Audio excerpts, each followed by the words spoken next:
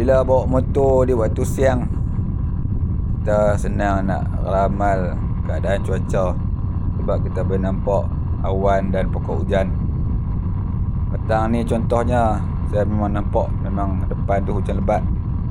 Jadi saya ambil keputusan untuk berhenti pakai baju hujan di bawah jabatan, masuk dalam kawasan di belakang pagar ni. Itu yang terbaik dan paling selamat.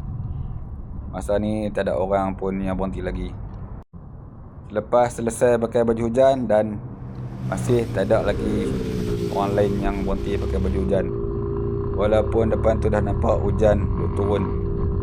Tapi biasalah, kebanyakan penunggang motor ni dia suka bagi kena hujan dulu baru dia rasa nak berhenti pakai baju hujan. Kok mana pun tak apalah, janji tak membahayakan orang lain.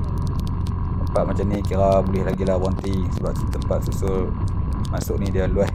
Cuma tak pastilah dan pakai baju hujan ke tak.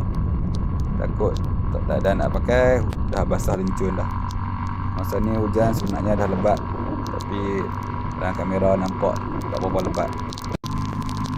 Ni baru nampak lebat, depan sikit saja daripada tempat tadi. Semoga yang berhenti ramai-ramai tadi dan dah pakai baju hujan sebelum kena hujan lebat ni. Sekian.